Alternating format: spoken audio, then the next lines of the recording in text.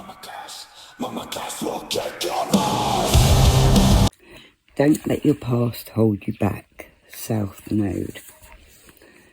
The South Node, like the North Node, is a karmic point, but it's the opposite to the North Node and relates to the past, perhaps even to past lives.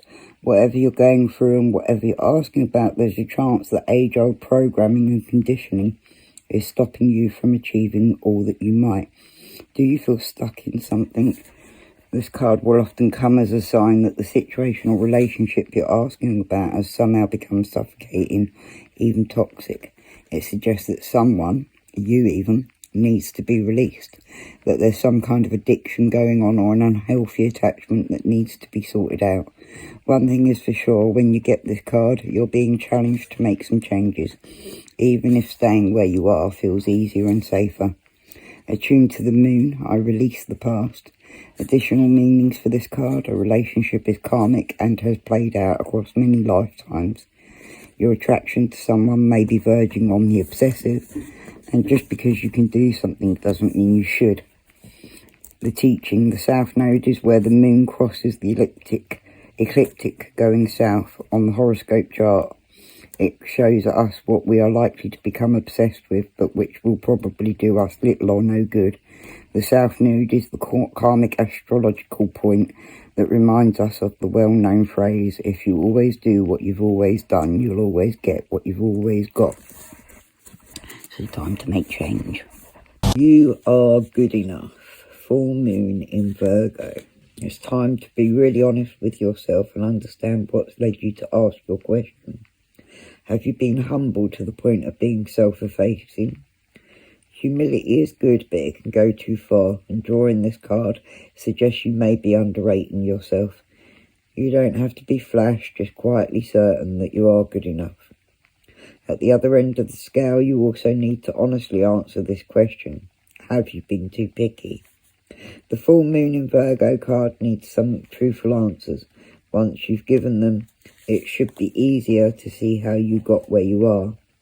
Your next step should then be more obvious to you. Pay attention to the details. Hard work brings results. Attune to the moon. Find a balance between the cosmic and the mundane in your daily life. Additional meanings for this card: worrying too much will attract more things to worry about. Have you been overly critical? An apology may be in order. Stop second-guessing yourself. Raise your karma by doing something good for someone else. The teaching: the full moon in Virgo is a time to declutter your life, your home and your office. It's the time to sort what's good in your life from what's not serving you. It's also the time to clear out your energies via salt baths and meditations, and to practice getting more grounded by walking barefoot. No matter when you draw this card, it's a reminder that any time is a good time to start living a healthier life. Meditate and contemplate. New moon in Pisces. This card speaks of dreams and romance, of soulmates and poetry. It suggests there's a new start coming your way that's connected to a matter that leaves you feeling somewhere between having your head in the clouds and being in a totally altered state. Dear. There could be confusion and disappointment if that's what you've had before and that's what you're expecting. However, if you're onto a good thing, then wish hard, because the words of your soul and your heart could help bring about the manifestation of your dreams. If all that sounds a little wet and watery, then that's Pisces for you. This is the last sign of the zodiac, and the new moon in Pisces card can suggest a last-ditch chance to make your dreams come true. Attune to the moon. Use your feelings to guide your way. Logic won't work right now. Additional meanings for this card: face your fears. They may be holding you back. This situation is being healed. It's time to surrender to the divine. Chant Om Namo Narayani. Om Namo Narayani. Avoid being deceptive or willingly deceived.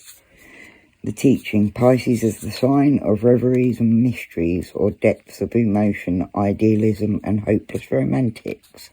It is the sign of water and the unconscious. Its energy is deep like watery depths. The new moon in Pisces indicates a time to listen to your feelings and to allow your emotions free rein.